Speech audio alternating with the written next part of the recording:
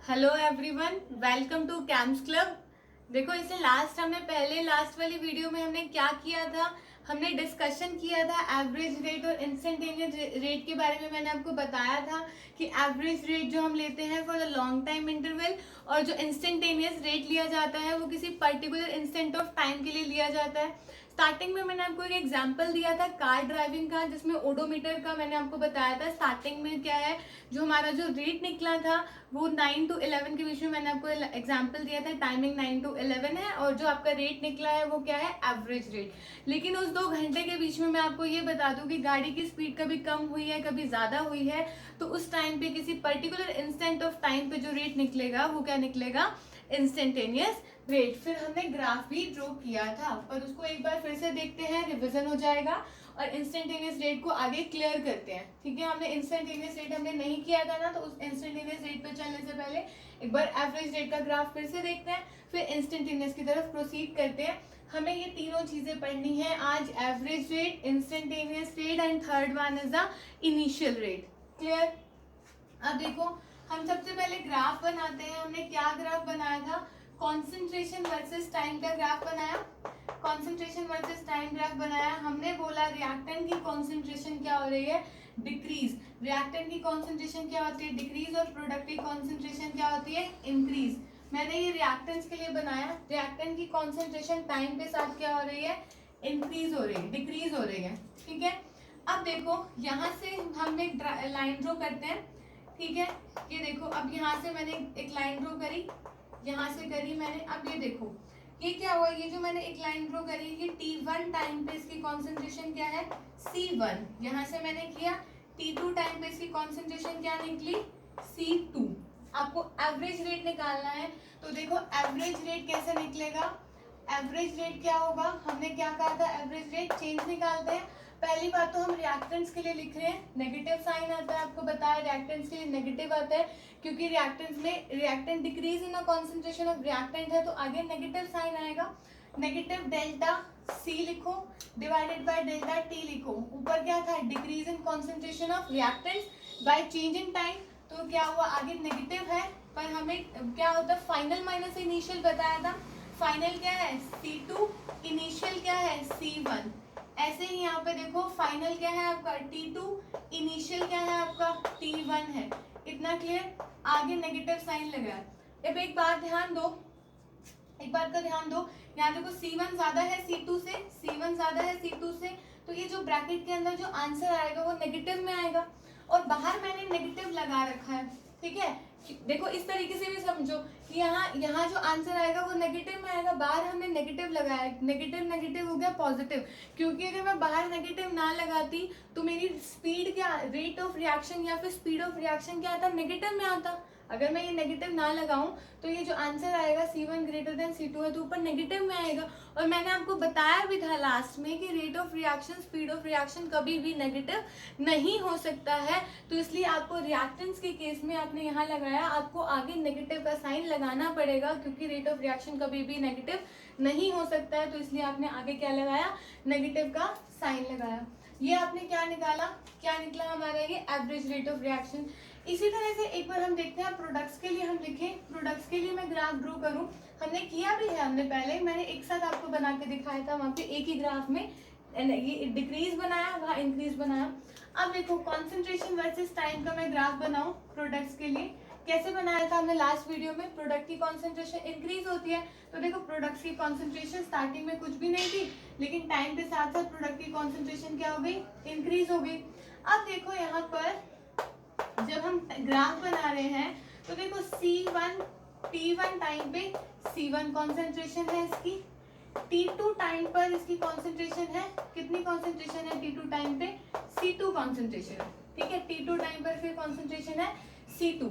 अगर हम यहाँ पे एवरेज रेट निकालना चाहें, तो देखो मैं यहाँ लिखूंगी एवरेज रेट मुझे निकालना है। एवरेज रेट हम क्या लिखेंगे, देखो सबसे पहले प्रोडक्ट की कॉन्सेंट्रेशन बढ़ती है ना, इंक्रीज हो रही है, तो आगे पॉजिटिव साइन आएगा, डेल्टा C आया बाय डेल्टा T आया, इतना हमने डिस्कस किया। अब देखो हायर में से फाइनल में से इनिशियल को माइनस करते हैं, फाइनल क्या है आपका C2, इनिशियली क्या है आपका C1 डिवाइडेड बाय टाइम क्या है T2 फाइनल। इनिशियल क्या है T1, तो ये आपका आ गया एवरेज रेट। इतना क्लियर हुआ। देखो वहां पे ये था, ये देखो यहाँ पे भी C2 ग्रेटर है, C2 ग्रेटर हुआ तो आंसर हमारा पॉजिटिव में है, तो मुझे नेगेटिव आगे कुछ लगाने की जरूरत नहीं है क्योंकि ये चीज हमारी पॉजिटिव आई है। पहले C2 ग्रेटर है C1 से, तो यहाँ पॉजिटिव ही आएगा, आगे कुछ भी साइन लगाने की जरूरत नहीं है। देखो यहाँ पे पॉजिटिव ही लगाया मैंने, इसलिए जनरली उससे तो क्या ही है, क्योंकि हमारा आगे पॉजिटिव आया तो कोई फर्क ही नहीं पड़ेगा साइन में। लेकिन यहाँ पे देखो ये C1 ज्यादा है C2 से, आंसर आया नेगेटिव, तो मुझे आगे नेगेटिव लगाना पड़ा। इससे ये क्लियर होता है कि रिएक्टेंस आए के लिए नेगेटिव साइन आगे पुट हुआ है, प्रोडक्ट्स के लिए आगे पॉजिटिव ही रहता है। क्लियर होगी। Rate of reaction, speed of reaction कभी भी नेगेटिव नहीं हो सकता। इतनी बात क्लियर। अब देखो यही से हम समझते हैं इंस्टेंटेनियस रेट के बारे में। इंस्टेंटेनियस रेट को मैंने बोला, इंस्टेंटेनियस रेट ऑफ रिएक्शन क्या होता है, जब किसी हम पर्टिकुलर इंस्टेंट ऑफ टाइम पर अगर हम किसी स्पेसिफिक कॉन्सेंट्रेशन, स्पेसिफिक टाइम पे अगर हम देखें, स्पेसिफाइड कॉन्सेंट्रेशन पे मैंने पूछ लिया, इस स्पेसिफिक टाइम पे मैंने पूछ लिया, और मैं क्या हूँ मैंने पर्टिकुलर इंस्टेंट ऑफ टाइम के लिए मैंने आपसे पूछ लिया, तो वो क्या होगा आपका इंस्टेंटेनियस रेट होगा। लेट्स से मैंने आपको बोला इस टाइम पर, मैंने आपको कहा इस, ये जो मैंने अभी लाइन ड्रॉ करी है, इस टी टाइम पे आप बताइए कि आपका रेट ऑफ रिएक्शन क्या होगा। इस पर्टिकुलर इंस्टेंट टी टाइम पे आप बताओ रिएक्शन क्या होगा, रेट ऑफ रिएक्शन क्या होगा। तो आप देखो इस पर्टिकुलर इंस्टेंट ऑफ टाइम पे, पहले आपने देखो इस पर्टिकुलर इंस्टेंट ऑफ टाइम पे आपसे मैंने पूछा, तो यहाँ पे इस पर्टिकुलर इंस्टेंट ऑफ टाइम पे डेल्टा टी क्या हुआ, अप्रोचेस टू जीरो, जीरो है ना यहाँ पे। क्लियर हुई इतनी बात। मतलब कि मैं बोलूं और यहाँ से आपने एक टेंजेंट ड्रॉ करी, ठीक है, ये इस तरह से, तो इस पर्टिकुलर इंस्टेंट ऑफ टाइम पे मैंने आपसे पूछा है टी टाइम पे आपका क्या होगा। मतलब इस पर्टिकुलर इंस्टेंट ऑफ टाइम पे अगर मैं आपसे पूछूं तो उसे क्या कहा जाएगा, इंस्टेंटेनियस रेट बोला जाएगा, ठीक है। और इंस्टेंटेनियस रेट का मीनिंग क्या है, जो delta T approaches to zero हो जाता है। तो देखो हमने क्या लिखा, limit delta T approaches to zero, delta T approaches to zero, ऊपर क्या था del c by del t. अगर limit delta C upon delta T approaches to zero हो जाता है तो हम उसको क्या लिख सकते हैं, क्या लिख सकते हैं, स्मॉल डेरिवेटिव लिख सकते हैं, small D, sorry small D कह रही हूँ, स्मॉल टाइम इंटरवल के लिए लिख सकते हैं, मतलब डी डेरिवेटिव लगा दिया, D C by D T, D C by D T से रिप्लेस कर देंगे। दोबारा सुनो, मैंने बोला अगर मैं कहूँ इस पर्टिकुलर इंस्टेंट ऑफ टाइम के लिए मुझे बताओ, इस पर्टिकुलर इंस्टेंट ऑफ टाइम के लिए आपकी क्या रिएक्शन होगा, क्या रेट ऑफ रिएक्शन होगा। तो आपने एक टेंजेंट ड्रॉ किया, उससे आपने स्लोप निकाला, इस particular instant of time T पे आपने निकालना चाहे तो डेल्टा टी, उस टाइम पे डेल्टा टी क्या है, उस टाइम पे delta T approaches to zero, तो मैंने लिमिट लगाया, अगर जो मेरा delta C average rate of reaction delta T approaches to zero हो जाए तो किसके बराबर हो जाएगा, D C upon D T, minus, तो माइनस तो आपको पता है क्या लगेगा, minus D C upon D T, मतलब इंस्टेंटेनियस रेट निकल जाएगा आपका। क्लियर होगी इतनी बात। मतलब कि स्मॉल टाइम इंटरवल के लिए आपकी अकॉर्डिंग टू डिफरेंशियल इक्वेशन अगर आप delta C upon delta T approaches to zero कर दें, ठीक है, तो उस टाइम पे वो क्या होगा, according to differential calculus equation किसके इक्वल आएगा, minus D C by D T. D क्या रिप्रेजेंट कर रहा है, डी ये रिप्रेजेंट कर रहा है स्मॉल को रिप्रेजेंट कर रहा है, स्मॉल टाइम इंटरवल रिप्रेजेंट कर रहा है, स्मॉल इंटरवल के लिए रिप्रेजेंट करता है ये। ठीक हो गई इतनी बात, मैंने लिख भी दिया स्मॉल इंटरवल रिप्रेजेंट कर रहा है, तो इसके इक्वल हो गया, तो यहाँ पर क्या आया, minus D C upon D T. इतनी बात क्लियर हुई, इतनी ये चीज क्लियर हुआ। अब देखिए, अब मैंने क्या कहा है आपको, देखो नेगेटिव, अब फिर से वही चीज ध्यान रखो, देखो मैंने पहले ही नेगेटिव लगा दिया, आप देखो कि क्यों लगाया, ये जो आपका स्लोप है ये क्या है, स्लोप है ना, नेगेटिव मतलब नेगेटिव स्लोप है आपका, ठीक है, नेगेटिव स्लोप है आपका, आपको पता है रेट ऑफ रिएक्शन कभी नेगेटिव नहीं हो सकता है, तो आपको नेगेटिव आगे साइन लगाना पड़ेगा, क्योंकि हमारा रेट ऑफ रिएक्शन क्या रहता है, शुड ऑलवेज बी पॉजिटिव। तो देखो यहाँ पे क्या हुआ, आपका जो रेट आया वो क्या आया, minus D C upon D T, slope क्या आया, नेगेटिव स्लोप है, और आपने आगे नेगेटिव साइन पुट किया है, क्योंकि कभी भी स्लोप जो है, क्योंकि कभी भी रेट ऑफ रिएक्शन जो है नेगेटिव नहीं हो सकता है, इसलिए आपने क्या लगा दिया, आगे नेगेटिव का साइन लगा दिया, माइनस लगा दिया, पुट कर दिया। अब देखो, अगर मैं यहाँ पूछूं आपसे किसी पर्टिकुलर इंस्टेंट ऑफ टाइम के लिए आप बताओ। लेट्स से मैंने आपको बोला ऐसे ही, यहाँ पे मैंने एक टेंजेंट ड्रॉ करी, यहाँ पे मैंने फिर से मान लो कि मैंने एक टेंजेंट ड्रॉ करी इस तरह से, और मैंने आपसे बोला इस पर्टिकुलर इंस्टेंट ऑफ टाइम के लिए आप मुझे बताओ कि आपका इस पर्टिकुलर इंस्टेंट ऑफ टाइम के लिए बताइए मुझे कि rate of instantaneous rate of reaction क्या होगा। तो आप देखो उस इस पर्टिकुलर इंस्टेंट ऑफ टाइम के लिए आपका क्या होगा, फिर से वही delta T approaches to zero. तो यहाँ पे क्या आएगा, इस टाइम पे क्या आएगा आपका dc अपॉन dt। स्लोप क्या है आपका positive, dc upon dt slope क्या है आपका पॉजिटिव। यहाँ क्या था नेगेटिव था स्लोप, यहाँ क्या है पॉजिटिव स्लोप है dc बाई dt, कोई प्रॉब्लम नहीं है लगाने के लिए साइन आगे। यहाँ क्या है स्लोप नेगेटिव है, नेगेटिव स्लोप था तो हमें आगे नेगेटिव लगाना पड़ा क्योंकि रेट ऑफ रिएक्शन कभी नेगेटिव नहीं हो सकता, इसलिए हमने आगे साइन लगाया नेगेटिव का। इतना आया, इतना क्लियर हुआ कि इंस्टेंटेनियस रेट ऑफ रिएक्शन जो हमने निकाला है उसका आया है माइनस dc अपॉन dt, और प्रोडक्ट्स के लिए जब मैंने निकाला तो आया dc अपॉन dt। किसी पर्टिकुलर इंस्टेंट ऑफ टाइम के लिए जब हम निकालते हैं तो delta T approaches to zero हो जाता है। उस इंस्टेंटेनियस रेट ऑफ रिएक्शन के केसेस में delta T approaches to zero हो गया, और यहाँ आया माइनस dc अपॉन dt, और यहाँ पर क्या आया प्लस dc अपॉन dt। इतना क्लियर हो गया। अब तो नेक्स्ट है हमारा इनिशियल रेट ऑफ रिएक्शन। क्या है नेक्स्ट हमारा इनिशियल रेट ऑफ रिएक्शन। देखो इनिशियल रेट ऑफ रिएक्शन क्या कहता है, यही लिख देते हैं हम लोग। इनिशियल रेट ऑफ रिएक्शन आपको बोलता है, अगर हम इनिशियल रेट ऑफ रिएक्शन की बात करें तो इनिशियल रेट ऑफ रिएक्शन कहता है देखो dc अपॉन dt। इतना क्लियर हो गया, स्मॉल टाइम इंटरवल लिख रही हूं मैं, dc upon dt at the time t equals to zero पर जो रिएक्शन होगी, dc upon dt at the time t equals to zero पर जो रिएक्शन होगी उसे क्या बोला जाएगा, उस dc upon dt at the time t is equals to zero पर जो रेट होगा उसे क्या बोला जाएगा, इनिशियल रेट बोला जाएगा। ठीक है, अब आप निकालोगे आपको क्लियर होगी आगे टर्म्स, एक न्यूमेरिकल से बताऊंगी मैं आपको। dc upon dt at the time t is equals to zero, initially at the time t is equals to zero पर इनिशियल जो रेट होगा आपको उसको बोल देते हैं हम लोग इनिशियल रेट ऑफ रिएक्शन। इतना मैंने आपको बताया है। Average rate instantaneous rate of reaction क्या होता है ध्यान रखना है। रिएक्टेंट्स के लिए माइनस dc अपॉन dt आया, प्रोडक्ट्स के लिए प्लस dc अपॉन dt आया। किस लिए आया, delta T approaches to zero हो गया, इंस्टेंटेनियस निकाल रहे हैं हम लोग। जब average rate of reaction delta c by delta t में delta T approaches to zero हो जाए तो वो क्या आ जाएगा, स्मॉल डेरिवेटिव लिख देते हैं, दैट मीन्स इंस्टेंटेनियस को रिप्रेजेंट करता है स्मॉल टाइम इंटरवल के लिए। क्लियर, इतना हमने पूरा डिस्कस कर लिया।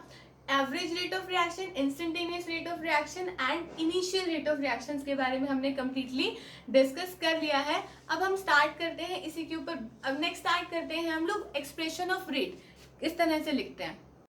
चलो फिर अब स्टार्ट करते हैं। हमारा नेक्स्ट टॉपिक है expressing the rate of reaction. Rate of reaction को एक्सप्रेस करना है तो ये कुछ रिएक्शंस लिखी है, हम उससे डिस्कस करेंगे। देखो सबसे पहले मैंने लिया एक जनरल से रिएक्शन लिया है कि PCl5 चेंज हो जाता है PCl3 में एंड Cl2 में। अब एक बात, सबसे पहले एक बात नोटिस करो कि सबका स्टोइचियोमेट्रिक कोएफिशिएंट क्या है, 1 है। रिएक्टेंट्स और प्रोडक्ट का स्टोइचियोमेट्रिक कोएफिशिएंट जो है सबका 1 है। तो ऐसे केसेस में क्या होगा, if the stoichiometric coefficients of reactants and products are same, तो हम क्या करते हैं, दस द रेट ऑफ रिएक्शन को जो हमने एक्सप्रेस करना है is generally decrease in concentration of reactants और increase in concentration of product. Means जो है रेट ऑफ रिएक्शन, जो रिएक्शन रेट हम लिख रहे हैं वो सबका क्या होगा, सेम होगा। Stoichiometric coefficients of reactants and products are same, thus the rate of reaction will be minus delta PCl5 upon delta T। Negative क्यों लगाया मैंने, negative means decrease in concentration of reactants, और इंक्रीज इन, अब positive क्यों लगाऊंगी, increase in concentration of product PCl3 divided by delta T equals to plus delta C2 upon delta T। अब देखो ध्यान से, मैंने आपको एक एक स्टेप बता के लिखा है। देखो मैंने क्या कहा, फिर से रिपीट करती हूँ। If the stoichiometric coefficients of reactants and products are same, thus the rate of reaction will be expressed by general way में करेंगे हम लोग, क्योंकि रिएक्टेंट्स और प्रोडक्ट्स के स्टोइचियोमेट्रिक कोएफिशिएंट सेम है, then the rate of reaction will be equal. बस negative में आएगा रिएक्टेंट्स के लिए और पॉजिटिव आएगा प्रोडक्ट्स के लिए। Negative delta PCl5 by delta T, positive delta PCl3 by delta T, positive delta C2 by delta T. इतना क्लियर हो गया। सिमिलरली यहाँ पर भी देखो, इस रिएक्शन में जो लिखा है मैंने, सबके स्टोइचियोमेट्रिक कोएफिशिएंट्स क्या है, 1 है। तो यहाँ पर भी जो रेट ऑफ रिएक्शन लिखा जाएगा, जनरल ऐसे ही लिखूंगी, negative delta CO by delta T equals to rate of reaction किसका आएगा, minus delta NO2 by delta T equals to plus delta CO by delta T equals to में क्या आएगा, plus delta NO2 by delta T. इतना clear हो गया, समझ में आई इतनी बात। स्टोइचियोमेट्रिक कोएफिशिएंट सबकी 1 है, तो मैंने जनरल ही रेट को रिप्रेजेंट करा, इस तरीके से रिप्रेजेंट किया है। ये आपको 2 एग्जांपल्स कराए हैं। अब देखो, मान लो कि स्टोइचियोमेट्रिक कोएफिशिएंट जो है रिएक्टेंट्स और प्रोडक्ट्स के अलग अलग हो जाए। अब देखो यहाँ पर रिएक्टेंट्स और प्रोडक्ट्स के स्टोइचियोमेट्रिक कोएफिशिएंट डिफरेंट है, तो ऐसे केस में क्या होगा, देखो हम कैसे, अगर देखो यहाँ पे स्टोइचियोमेट्रिक कोएफिशिएंट डिफरेंट है ना सबके। रिएक्टेंट्स यहाँ पे 2 है, 2 मोल्स ऑफ N2O5 चेंज हो रहा है, 4 मोल्स NO2 के दे रहा है और 1 मोल O2 का प्रोड्यूस हो रहा है। तो देखो ऐसे केस में क्या होगा, देखो सबसे पहले मैं लिखती हूँ rate of disappearance of N2O5, rate of disappearance of, मैंने लिखा रेट ऑफ डिसअपीयरेंस किसके लिए आता है, रिएक्टेंट्स के लिए ना, कि रिएक्टेंट्स तो डिसअपीयर हो रहे हैं। तो rate of disappearance of N2O5 क्या होगा, माइनस, पहली बात तो माइनस आएगा रिएक्टेंट्स के लिए, माइनस क्या होगा, minus D by dt of N2O5। इतनी बात क्लियर हो गई, minus D by dt of N2O5। अब देखो आपने लिखा रेट, आप लिख रहे हैं rate of appearance of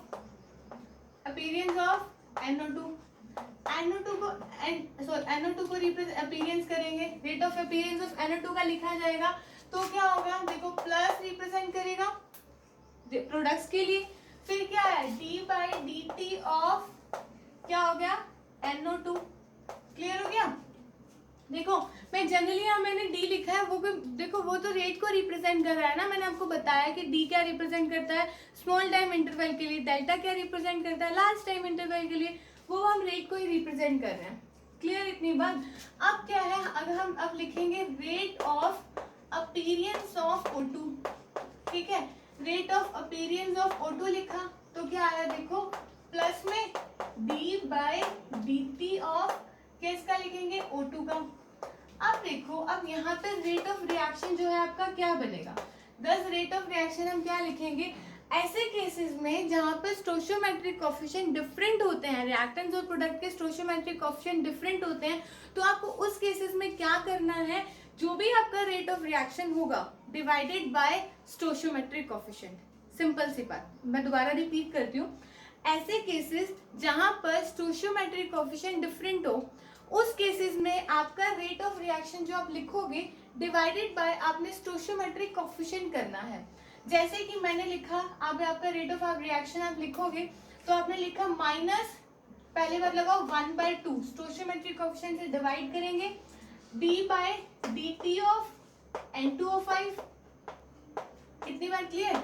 equals to में क्या लिखेंगे, इक्वल्स टू में क्या लिखोगे, 1/4, समझ में आया, स्टोइचियोमेट्रिक कोएफिशिएंट से डिवाइड किया d by dt of NO2, फिर क्या करा हमने, इक्वल्स टू प्लस आया, स्टोइचियोमेट्रिक कोएफिशिएंट 1 है तो नहीं भी लिखो, एक ही बात है, d by dt of O2। इतनी बात समझ में आई, क्लियर हो गई इतनी बात। क्या किया है मैंने, if the stoichiometric coefficient is different then the rate of reaction expressed जो आप करते हो डिवाइडेड बाय स्टोइचियोमेट्रिक कोएफिशिएंट। इसका स्टोइचियोमेट्रिक कोएफिशिएंट 2 था तो यू विल डिवाइडेड बाय 2, यहाँ पे 4 था तो 4 से, यहाँ पे 1 है तो एक ही बात है 1 से कर दिया। नेगेटिव रिएक्टेंट्स के लिए, प्रोडक्ट्स के लिए पॉजिटिव, तो ये हमने लिख दिया, रेट ऑफ रिएक्शन हमने लिख दिया। अब देखो इस रिएक्शन के लिए अगर हम लिखना चाहे तो हम डायरेक्टली लिखो। अब मैं सीधा देखो अब इस रिएक्शन के लिए लिखूंगी तो क्या होगा, -1/5 b/dt ऑफ स्टोइचियोमेट्रिक कोएफिशिएंट से डिवाइड किया है Br माइनस, फिर क्या लिखा, -d/dt of BrO3 minus equals to -1/6, देखो 6 है आगे, d/dt of H plus equals to क्या हुआ, प्रोडक्ट्स के लिए इक्वल टू 1/3, ठीक है, प्लस लगा दो आगे d/dt of Br2 equal to क्या हुआ, प्लस 1/3 d/dt ऑफ वाटर। इतनी बात क्लियर हो गई, इतनी बात क्लियर। ये आपने रेट ऑफ रिएक्शन लिख दिया, -1/5 स्टोइचियोमेट्रिक कोएफिशिएंट से डिवाइड किया, d/dt of Br negative minus d/dt of BrO3 negative, -1/6 d/dt of H plus, products के लिए प्लस लिखा, स्टोइचियोमेट्रिक कोएफिशिएंट से डिवाइड किया, 1/3 d/dt of Br2, 1/3 d/dt of water. इतना क्लियर। ये हमने रेट ऑफ रिएक्शन लिखना सीख लिया। तो इन जनरल मैं आपको बोलूं, इन जनरल हम क्या लिखते हैं, मान लो आपके पास किस तरह से, मैंने बोला आपके पास इन जनरल हम क्या बोलूंगी मैं, AA plus BB give rise to CC plus DD दे रहा है, स्मॉल ABCD, स्मॉल ABCD क्या रिप्रेजेंट कर रहे हैं, स्टोइचियोमेट्रिक कोएफिशिएंट। मैंने ऐसे लिख दिया ताकि आपको समझ में आ जाए।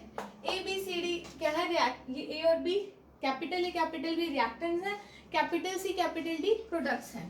तो अब इन जनरली मैं क्या बोलूंगी, कैसे लिख सकते हैं rate of reaction, ROR rate of reaction आप कैसे लिख सकते हो, ROR बोल देते हैं शॉर्ट में, तो -1/A d/dA/dt equals to -1/B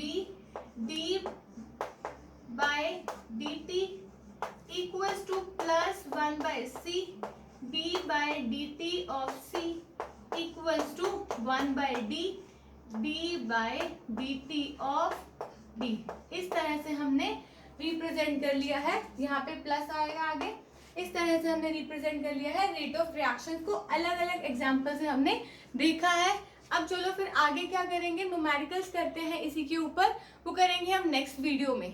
clear इतनी बात। तब तक के लिए आप इस चीज को अच्छे से रिवाइज करो कि हमने किस तरह से इसको अटेम्प्ट किया है, किस तरह से हमने रेट ऑफ रिएक्शन लिखा है।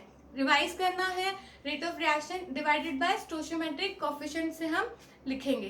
क्लियर इतना। Thank you and thanks a lot.